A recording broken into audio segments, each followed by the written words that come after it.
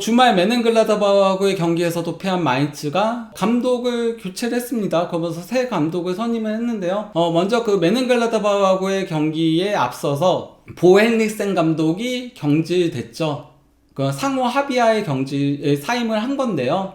뭐 이제 그 보헬리센 같은 경우는 팀이 강등권에 있을 때 9경기 무패 행진을 이끌면서 팀을 살려내기도 했었고, 그 다음 시즌에는 상당히 좋은 6위라는 성적을 견인을 하면서, 그러면서 이제 그 유로파 리그로 끌고 갈 수 있었는데, 슈투트가르트가 포칼 우승을 하는 바람에 컨퍼런스 리그, 그래도 유럽 대항전으로 견인을 했으나 이번 시즌 이제 그 컨퍼런스 리그를 병행하면서 리그에서는 1승밖에 없으면서 최하위까지 떨어지니까 결국 이제 그 감독을 경질하고, 그리고 이제 그 2군 감독인 베냐민 호프만을 임시 감독으로 부임을 시켰습니다. 그런 가운데 이제 임시 감독 체제에서 메넨글라드바흐전에 나섰으나 그 경기에서도 아쉽게 팀은 0대1로 패했습니다. 그러면서 현재 마인츠는 그 무려 18위, 굉장히 안 좋은 성적이죠. 1승 3무 9패입니다. 그러면서 최하위에 있습니다. 물론 뭐 아직까지는 승강 플레이오프권이라던가 아니면 잔류권까지 승점차가 크게 나는 건 아니니까 아직 시즌 초반이잖아요. 뭐 완전 초반까지는 아니지만은 어쨌건 간에 그래서 뭐 노릴 수는 있는 위치지만은 어쨌건 간에 분위기 반등이 필요했다 보니까 감독을 경질을 했다라고 할 수 있겠는데요. 그 메넨글라드바흐전에 패하니까 결국 이제 그 우르스 피셔를 새 감독으로 선임을 했습니다. 그러면서 이제 그 마르쿠스 호프만 수석 코치와 그 비디오 분석가인 세바스찬 포드시아들리 이렇게가 이제 합류를 했습니다. 팀에 새롭게 합류를 하면서 새 판짜기에 나선 마인츠인데요. 그러면 이제 우르스 피셔 감독은 어떨지 이게 궁금할 거 아니에요. 이 감독은 근데 상당히 능력이 있는 감독입니다. FC 취리 감독을 시작으로 해가지고 툰 감독을 맡았었고, 그 다음에 이제 스위스 명문인 바젤 감독을 했었습니다. 그러면서 바젤에서 2시즌 연속 스위스 리그 챔피언, 그리고 2016-17 시즌에는 바젤에서 더블을 기록했죠. 스위스 컵 대회도 우승을 하면서 더블을 기록을 했었고, 감독을 그만뒀어요. 바젤에서 이 감독이 보드진가에 조금은 마찰이 있어가지고 그만두고서는, 그러고 이 감독 떠나고 나선 바젤이 스위스 최고 명문인데 그 리그 우승이 없습니다. 다른 팀들이 우승을 했을 정도로 이 감독 떠나고 나서는 조금 무너졌다라고 할 수 있겠는데요. 그리고 이제 이 감독이 우니온 베를린에 2018년에 맡아서는 팀을 2부 리그에서 구단 역사상 최초로 승격을 시켰고요. 이게 최초였거든요. 원래는 2부 리그에 있었는데 항상 2부나 3부 리그에 있었던 팀을 처음으로 승격을 시켰고, 승격시키자마자 11위로 잔류를 이끌었고요. 그리고 그 다음 시즌에는 7위를 기록하면서 컨퍼런스 리그 진출권을 획득을 했고요. 그래서 구단 역사상 처음으로 유럽 대항전에 나갔고요. 그리고 이제 2021-22 시즌 이때는 5위를 기록하면서 구단 역사상 처음으로 유로파 리그에 나갔고요. 그리고 2022-23 시즌에는 4위를 기록하면서 구단 역사상 처음으로 챔피언스 리그, 말 그대로 단계별로 팀을 계속 끌어올려왔던 인물이거든요. 그런데 문제는 2023-24 시즌에 챔피언스 리그 병행까지는 힘들었나봐요. 팀이 초반에 2승 9패로 강등권 최하위에 있었고요. 그러다 보니까 사실 구단에서는 경질할 생각이 전혀 없었는데 감독 본인이 미안하니까 자진 사임을 했습니다. 팀에 대한 애정 때문에. 근데 뭐 이 감독 같은 경우는 일단 포메이션은 기본적으로는 3-1-4-2 포메이션을 쓰긴 합니다. 하지만 상황에 따라서는 3-4-2-1 포메이션도 쓰는데, 그래도 이제 3백을 기반으로 하고, 그리고 전술적인 유연성이 상당히 좋아요. 원래 뭐 바젤 시절에는 4-2-3-1도 쓰기도 했었고요. 그리고 이제 우니온 베를린에서 이 감독이 팀을 발전시킨 과정이 굉장히 좋았었거든요. 어떻게 발전을 시켰냐면요, 처음에 승격하자마자는 팀이 좀 약팀이잖아요. 2부 리그에서 승격한 팀이면은 객관적인 전력이 떨어지니까 그때는 완전 수비적인 롱볼 축구 했어요. 전원 수비하면서 롱볼로 축구를 했었거든요. 그렇게 가져갔다가 그 다음에는 이제 그 공격 쪽에 크루제라는 선수를 데려와가지고 조금 더 경기를 풀어나가는 모습으로 발전을 시켰고요. 그 다음에는 플레이메이커형 선수를 영입을 해가지고 배치를 해가지고 뭐 하라구치가 이제 그런 거죠. 그러면서 조금 더 만들어가는 축구를 변환을 시키는 그런 식으로 차근차근 팀을 빌드해 나간 감독이라고 할 수 있겠습니다. 그 팀 사정에 맞게 빌드를 해 갔던 거였죠. 그러면서 계속 발전시키면서 팀을 챔피언스 리그까지 견인을 했던 거였거든요. 그러니까 능력은 상당히 좋은 감독이다 라고 할 수 있겠습니다. 다만 그럼에도 마인츠가 잔류하기 위해서는 공격수 영입은 필수입니다. 일단 부르카르트가 떠났는데 부르카르트의 대체자 영입을 하지 않았잖아요. 예, 부르카르트의 대체자 영입을 하지 않았는데 그러다 보니까 이번 시즌 팀 내 최다골이 3골인 거고요. 예, 그리고 그 다음이 2골이고 그리고 이제 한 골을 조금씩 넣고 있고 그 득점이 안 나오는 게 가장 큰 문제거든요. 그러다 보니까 사실 그 유스 선수인 바이퍼가 전문 공격수라고 할 수 있겠는데 이 선수가 이런 장면을 연출했거든요. 예. 이재성이 완전히 빅찬스를 만들어줬는데 이거는 그냥 방향만 딱 바꾸면 그냥 골이 되는 건데 이게 빗나갔거든요. 결국 그러니까 감독이 저는 보엘리센 감독이 아주 나빴다라고 생각하진 않아요. 실제 마인츠가 승점 대비 경기력 지표 자체는 나쁘지 않거든요. 그렇게 나쁘면은 뭐 컨퍼런스 리그에서는 그렇게 잘 나갈 수도 없는 거고요. 컨퍼런스 리그에서 나름 성적도 괜찮았고 한 중위권에서 중하위권 정도는 되는데 결국 마무리는 공격수의 능력으로 하는 거거든요. 그렇기 때문에 겨울에 무조건 공격수를 영입을 해야 된다라고 생각을 합니다. 이재성 선수 얘기는 마무리하고 김민재 선수 얘기로 넘어가도록 하겠습니다. 오랜만에 독일 매체들로부터 굉장히 좋은 평가들을 많이 들었기 때문에 슈투트가르트와 이제 그 바이언 경기에 김민재 선수가 선발 출전했죠. 뭐 이 경기에서 바이언은 로테이션을 대거 돌리긴 했습니다. 그래서 원래 주전급 선수는 5명이 선발로 나왔죠. 올리세, 루이스 디아스, 키미히, 오파메카노, 라이머. 나머지는 약간 좀 뭐 확고한 주전이라고 할 수는 없는 선수들이 나왔습니다. 그래서 변화의 폭이 상당히 컸던 바이언이라고 할 수 있겠는데요. 물론 뭐 경기 시작 11분 만에 라이머의 선제골로 앞서 나가긴 했어요. 그리고 이 골 장면은 예술이었어요. 뭐 일단 그 올리세가 다리 사이로 땅볼 크로스 잘 줬고 이걸 또 이제 라이머가 힐킥으로 골 넣었거든요. 센스 있는 힐킥으로 골 넣었는데 그래서 이제 경기 끝나고 기자들이 질문한 거예요. 슈퍼타임스의 기자가 너 그 라이머야 너 그 애칭 콘라르디뇨가 나 아니면은 라이메르송이 나? 그러니까 브라질로 이제 이름을 이렇게 딱 묶어가지고 이렇게 물어보니까 알프스 지단으로 불러달라 이런 식으로 이제 얘기를 한 건데요. 예, 어쨌건 간에 뭐 이러면서 먼저 골을 넣으면서 바이언이 기선을 제압을 했었습니다. 하지만은 이후에는 좀 고전을 했어요. 바이언이 실제 뭐 공격 위협도 그래프를 놓고 보더라도 슈투트가르트가 공세적으로 나섰습니다. 전반전에 그 실점하고 나서는 슈투트가르트가 공세적으로 나섰고 그러면서 이제 그 바이언이 일찌감치 교체 카드를 좀 썼죠. 일단 뭐 후반 시작과 동시에 비숍을 빼고 스타니시치를 넣으면서 조금 더 수비를 강화를 했고요. 그럼에도 슈투트가르트가 공격을 하니까 60분에 이제 주전들 총 출동시켰죠. 게레이로랑 잭슨이랑 고레츠카 빼고 칼이랑 케인이랑 그리고 파블로비치 이렇게 넣으면서 그러면서 이때부터는 바이언이 아예 압도한 경기였는데 그러다 보니까 이제 뭐 전반전을 놓고 보더라도 점유율이 도리어 슈투트가르트가 더 높았고 슈팅도 9대6으로 더 앞섰고 그러면서 바이언이 전반전 한 60분까지는 고전을 했던 경기였습니다. 60분까지는 고전을 하다 보니 자연스럽게 김민재 선수가 수비할 일이 많았죠. 평소와 다르게.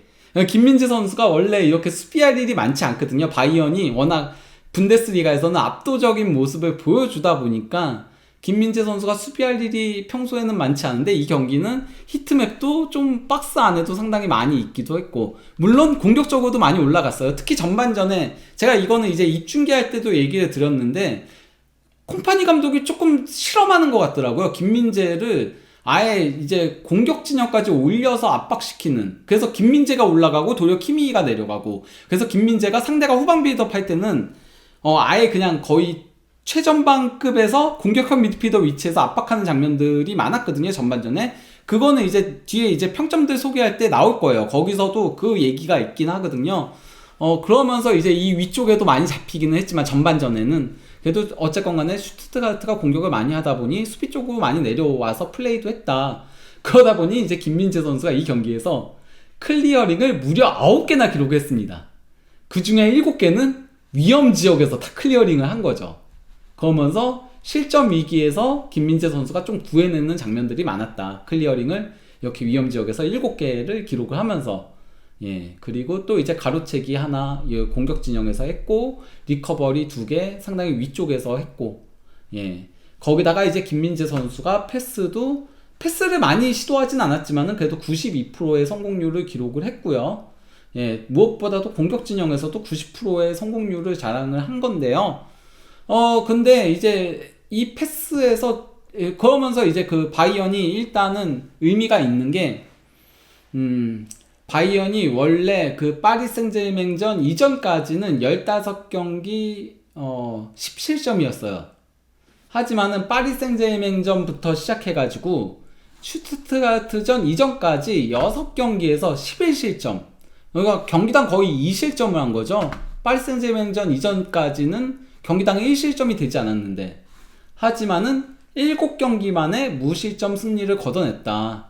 예, 그러니까 이거는 상당히 의미가 있는 무실점 경기였다라고 할 수 있죠. 최근에 세트피스 수비도 많이 흔들리고 하면서 바이언이 실점이 많은 게, 그러다 보니까 이제 우니온 베를린이랑 무승부 기록하고, 그 아스날한테 1대3으로 패하고, 이거 우니온 베를린하고 포칼 경기도 간신히 이겼어요. 상대가 자책골 2골 넣고, 그래서 이겼어요. 그 정도로 조금 위험했던 경기라고 할 수 있겠는데요. 하지만은 이제 뭐 케인이 들어오면서 경기가 완전히, 이때부터는 바이언이 압도를 했죠. 일단 근데 여기서도 김민재 선수가 기점이 되는 패스, 물론 뭐 이거는 케인의 개인 능력에 의한 골이지만은 기록상은 기점입니다. 기록상으로 이제 김민재가 전진 패스 줬고, 여기서 이제 키미가 전진 패스 준 거를 케인이 하프라인부터 볼을 끌고 가다가, 와, 이거 진짜 스윙을 그렇게 크게 가져가지도 않았음에도 슈팅이 무슨 빨래줄처럼 쭉 갔어요. 그러면서, 예, 미친 케인의 빠따가 나왔죠. 그러면서, 예, 골을 넣었고요. 두 번째 골이 나왔습니다. 그리고 여기서도 김민재 선수가 기점이었습니다. 김민재가 이제 루이스 디아스한테 패스를 연결해줬고, 여기서 이제 루이스 디아스가 속도로 상대를 따돌리고서는, 거기서는 여기서 약간 발재간을 부리다가 패스 준 거를 그대로 이제 그 스타니시치가 슬라이딩 슈팅으로 골을 넣은 거였죠. 다만 여기서는 골키퍼도 좀 아쉬웠어요. 왜냐면 니어로 찼는데 막다가 뒤로 흘렸어요. 그래서 그대로 떼굴떼굴 끌려 들어갔죠. 그러면서 팀의 3번째 골이 나왔고요.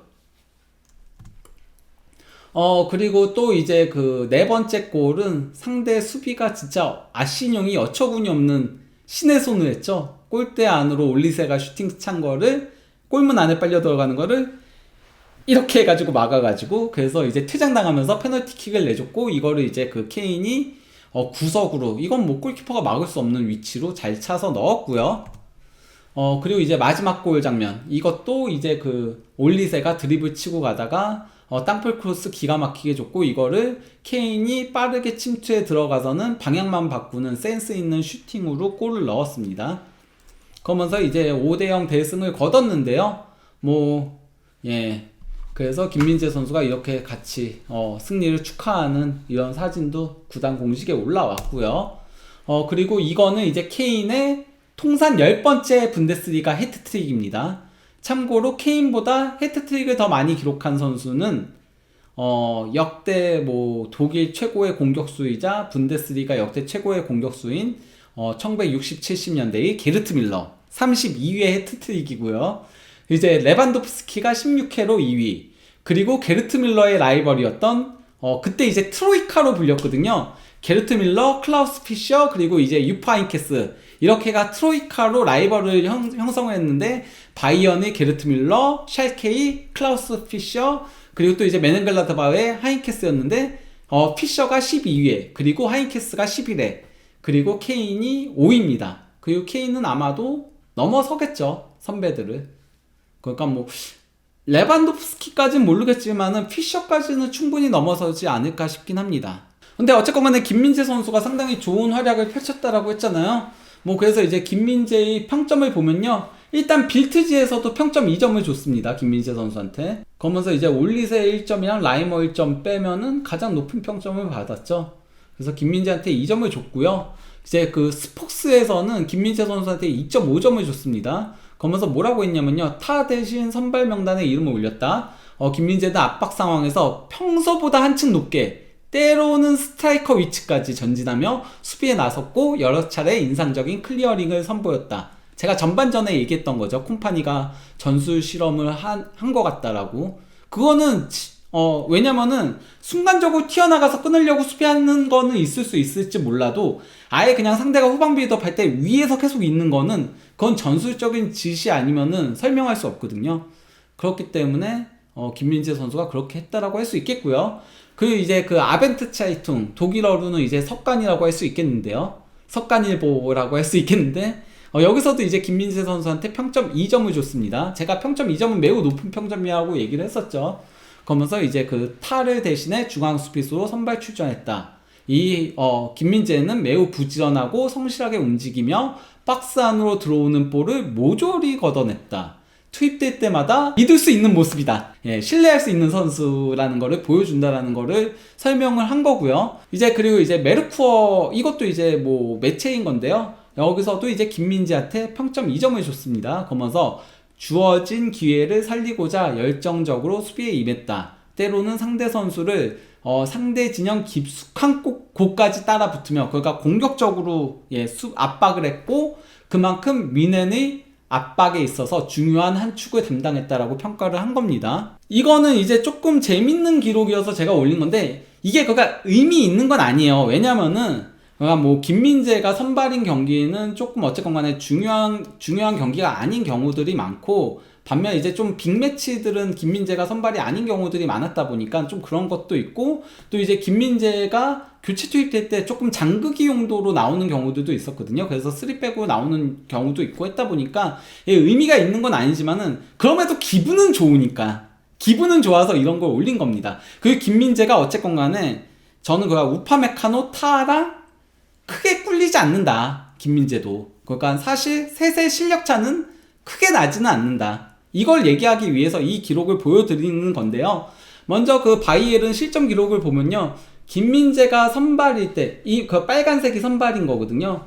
빨간색이 박스가 선발인 건데, 김민재가 선발일 때 7경기에서 5실점.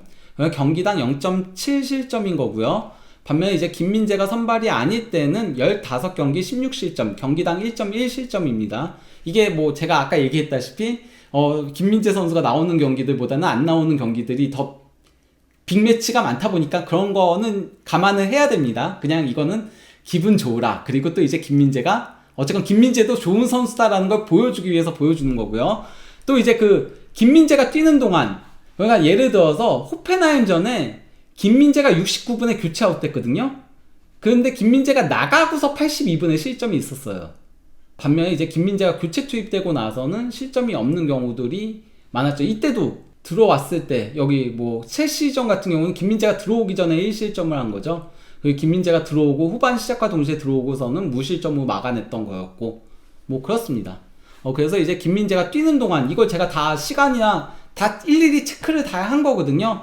그래서 김민재가 뛰는 동안은 717분 동안 5실점, 그러니까 143분당 1실점, 굉장히 많은, 거의 뭐 2경기에 달하는 그 시간 동안에 1실점을 기록을 한 거고요. 반면에 이제 그 김민재가 뛰지 않는 동안에는 1263분 동안 16실점, 그러니까 79분당 1실점.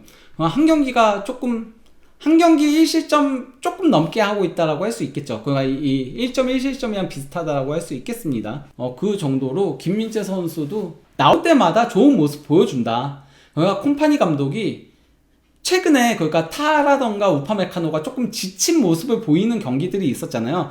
바이언은 센터백이 지칠 수밖에 없어요. 바이언은 센터백한테 굉장히 많은 활동량을 요구해요. 유럽 5대 리그 팀들 중에서 가장 활동량이 많다라고 했잖아요. 분데스리가에서도 가장 많고, 경기당 120km를 넘게 뛰고, 센터백들도 마찬가지거든요. 그리고 스프린트도 정말 많이 시켜요. 그러다 보니까 다른 팀의 센터백과는 다르게 원래 센터백은 많이 뛰지 않아서 체력적으로 좀 여유가 있다라고 얘기하지만은 바이어는 좀 많이 뛰기 때문에 체력적인 소모가 있거든요. 그러니까 좀 자주 로테이션을 돌려서 선수들 체력 안배가 필요하다. 그 얘기를 하기 위해서 이 기록을 보여준 겁니다. 이런 가운데 이제 그 바이언의 다음 경기는 이제 스포팅 리스본입니다. 네. 그리고 구단 공식 SNS에서는 김민재를 메인 사진을 올렸습니다. 그럼 뭐 김민재가 충분히 기대를 줄 만큼 좋은 모습을 보여줬기 때문에 이런 사진을 올린 거겠죠. 괜히 이런 모습을 보여주진 않는다라고 할 수 있는 거거든요. 그러니까 김민재 선수가 앞으로는 조금 더 로테이션으로 자주 지금보단 더 많이 나왔으면 좋겠습니다. 예, 그런 바람에서 그러면은 이쯤에서 오늘 방송을 마무리하도록 하겠고요.